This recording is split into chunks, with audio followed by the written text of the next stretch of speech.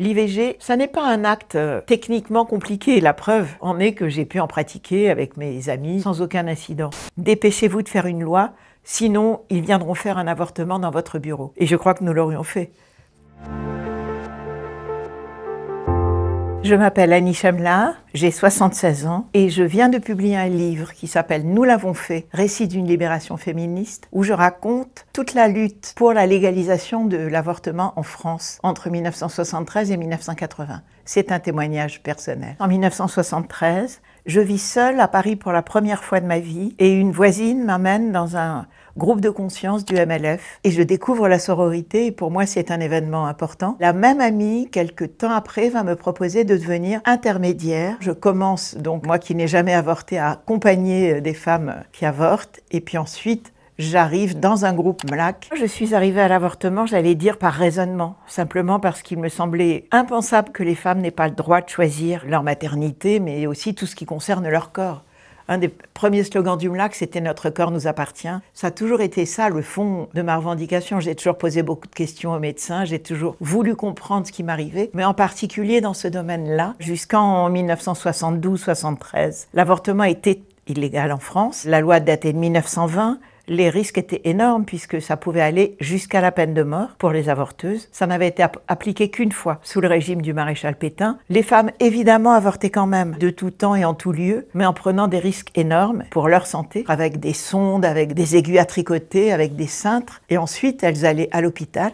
Et là, on leur faisait ce qui s'appelait un curetage. On introduisait une cuillère en métal pour vider l'utérus. Et à l'époque, comme c'était illégal et que les médecins des hôpitaux y étaient très hostiles, on les avortait sans anesthésie, ce qui était un geste extrêmement dangereux. Et en plus, elles risquaient, avec ou sans anesthésie, de rester stériles. Et beaucoup de femmes, à l'époque, en France, en mouraient. On parlait à l'époque de 300 mortes par an. C'est peut-être plus, c'est peut-être moins, on ne saura jamais. Ce mouvement d'avortements illégaux mais non clandestins avait commencé plus d'un an après par des médecins militants qui s'appelaient Groupe Information Santé et qui ne voulaient pas pratiquer la médecine comme on leur enseignait à l'époque dans les facs d'après 68, avec des mandarins, une hiérarchie très puissante, et en particulier sur l'avortement, une vraie maltraitance des femmes en application de la loi, qui s'engageaient à pratiquer en le disant publiquement. Mais en plus, ils venaient d'importer en France une méthode d'avortement non traumatisante, la méthode par aspiration. Cette concomitance entre l'arrivée de la méthode et ce mouvement militant a été extrêmement bénéfique. Sans la méthode par aspiration, on n'aurait pas pu pratiquer tous ces avortements publiquement en les revendiquant.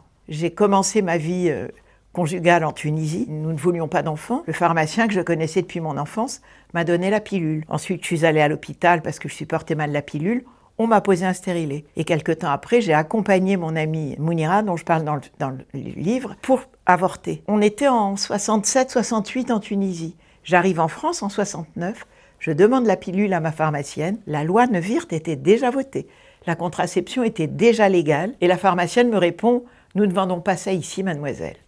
Avec un mépris. Et j'ai très très mal supporté de réaliser que la France, qui était pour moi depuis toujours la terre des libertés, la terre des droits de l'homme et des femmes, dans ce domaine-là, était à ce point-là en retard. La loi Neuwirth, et Neuwirth le disait lui-même, était très très mal appliquée à cause des résistances de la société et du corps médical. La liberté de choisir sa sexualité et sa maternité n'était pas du tout un acquis. Si on voulait une contraception, c'est qu'on voulait coucher avec des hommes, c'est qu'on voulait une sexualité libérée. Et ça, c'était encore très très mal vu socialement. On nous disait « Pourquoi avorter? Vous n'avez qu'à prendre la pilule ». J'allais dire comme effet secondaire, la contraception s'est libéralisée.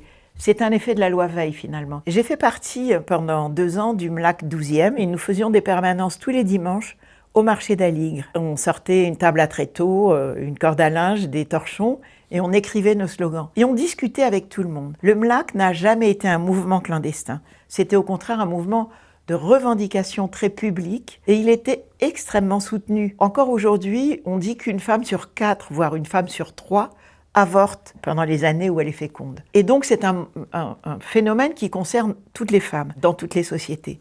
Et là, on a senti vraiment très fort que la société ne supportait plus que des femmes meurent en avortant. On a été porté par un mouvement social, et la meilleure preuve en est que tous ces médecins, d'abord médecins, ensuite aussi des non-médecins, qui dans toute la France ont pratiqué des avortements, toutes ces femmes qui ont accompagné d'autres femmes pour avorter encart en Hollande ou en Angleterre, nous n'avons jamais été inquiétés. Il y a eu une femme inculpée à Grenoble qui a fini par être relaxée. La société ne voulait pas de sanctions.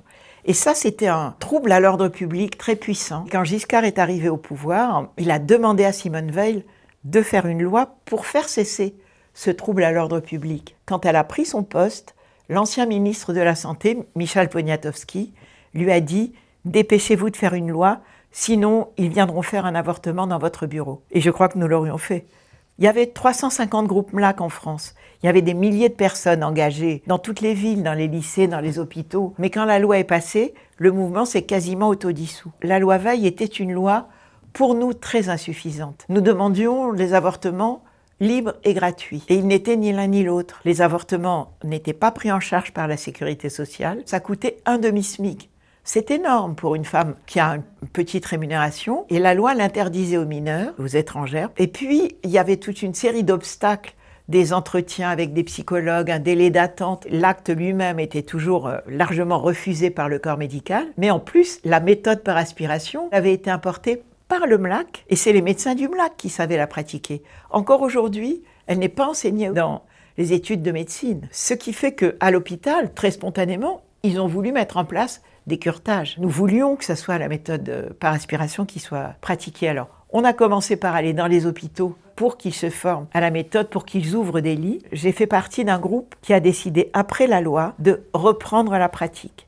Parce qu'il y a eu des femmes inculpées à Aix-en-Provence. Leur discours a toujours été de dire « si vous voulez nous défendre, reprenez la pratique ». J'ai donc appris à pratiquer des avortements après la loi. Et ça m'a apporté un sentiment intense de puissance, de prise de pouvoir sur un univers qui nous échappait et qui est notre corps. Voir le col de son utérus, partie de nous-mêmes que nous ne voyons jamais, mais que les gynécologues voient, que les médecins voient, et pas nous. C'est quand même incroyable. Nos cycles, notre fertilité, sur la contraception. Je me suis posé quasiment seule mon propre stérilet, aidée évidemment par les copines de mon groupe. Quand une femme vient vous voir avec cette difficulté, cet obstacle devant elle d'une grossesse non désirée, elle est pleine de questions. Et le rôle qu'on peut avoir, c'est de se taire et de lui faire un nid autour d'elle pour qu'elle puisse aller jusqu'au bout de sa réflexion, de ses arguments, de sa décision. Il est arrivé que des femmes repartent en décidant de garder leur grossesse. Et on était aussi fiers de ça que de celles qu'on accompagnait en les avortant. Aujourd'hui, en France, 80% des avortements sont médicamenteux. Et c'est très bien. Mais les femmes qui ont un avortement médicamenteux, à un moment, elles se retrouvent seules chez elles et on leur donne des messages flous. On leur dit « si vous saignez trop, allez à l'hôpital ».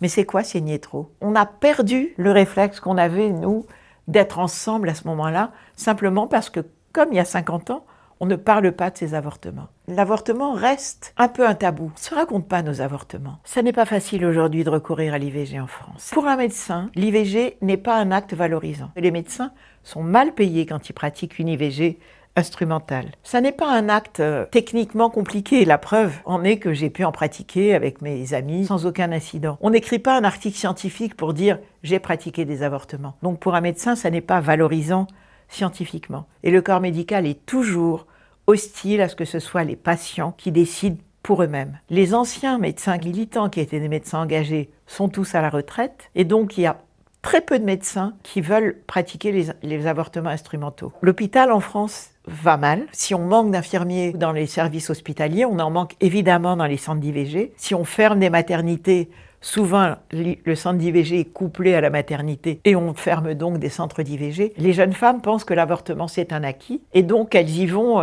sans inquiétude et pourtant ça reste très compliqué. Je pense même que si le président Macron a fait passer le terme où l'avortement est autorisé de 12 à 14 semaines, c'est en connaissance de ces galères. Souvent quand les femmes y vont, elles mettent des semaines à trouver une solution et elles risqueraient de se trouver devant une impasse légale. Le droit à l'IVG est un droit conquis. C'est vraiment ça que je veux rappeler. On parle de Gisèle Halimi et de Simone Veil. Entre elles, il y a eu des milliers de gens qui se sont levés et qui ont gagné ce droit. Et je crois que c'est le propre de tous les droits. On les conquiert et si on ne les défend pas, ils sont en danger. Aujourd'hui en France, l'avortement est menacé, oui. D'abord parce qu'il y a toujours des opposants. Il y a eu à quelques années devant l'hôpital Tenon des intégristes catholiques qui se mettaient à genoux devant la porte du centre d'IVG et qui empêchaient les femmes qui venaient avorter d'entrer en les traitant de meurtrières. Sur CNews, l'avortement a été déclaré première cause de mortalité dans le monde. C'est scandaleux qu'on puisse encore aujourd'hui oser dire ce mensonge, qui est un mensonge illégal. Aux États-Unis, les femmes américaines pensaient que l'arrêt Wade versus Roe était gravé dans le marbre. Et il a été cassé simplement parce que Trump est arrivé au pouvoir. Et en France, on est menacé d'une arrivée au pouvoir de l'extrême droite. La constitutionnalisation de l'IVG, ça sera un marqueur sociétal important. D'abord, ce qui va être inscrit dans la Constitution, c'est la loi définit les conditions dans lesquelles s'exerce la liberté garantie de recourir à un avortement. Mais les lois définissent toujours les conditions dans lesquelles s'exerce chacune de nos libertés. Ce texte n'ajoute rien en droit à ce qui existe déjà. Et après tout, les conditions dans lesquelles s'exerce cette liberté, ça pourrait être 8 jours de grossesse. Un avortement qui coûte 2 SMIC et demi. Il suffirait que la loi le dise. C'est un pas en avant qui ne garantit pas qu'il n'y aura pas ensuite un pas en arrière. Je ne sais pas si j'aurais dit que j'étais féministe, mais j'étais aux réunions du MLF avec beaucoup de plaisir. On était quand même juste après mai 68, ces années 70 tellement militantes, tellement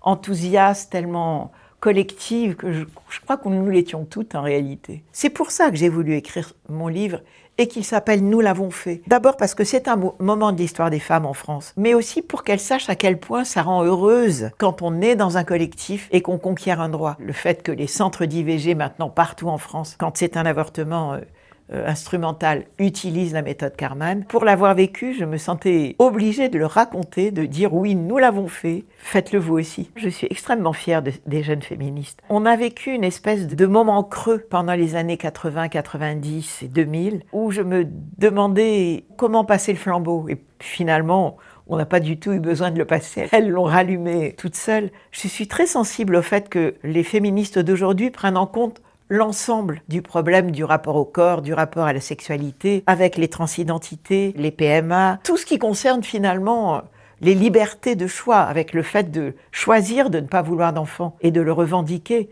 Notre slogan, c'était « un enfant quand on veut, si on veut ». Oui, il faut que les femmes qui veulent des enfants puissent les avoir dans les meilleures conditions, que leurs accouchements se passent du mieux possible, qu'elles puissent choisir la position dans laquelle elles accouchent, le lieu où elles accouchent, d'allaiter ou de ne pas allaiter, mais qu'elles puissent aussi choisir que leur vie ne se résume pas à la maternité. Tous ces champs qu'on a essayé d'aborder et de réfléchir, ils sont aujourd'hui complètement assumés par les jeunes féministes. Oui, moi ça me rend très très heureuse de voir comment vous vivez et vous avez repris ce flambeau-là. Au revoir mademoiselle.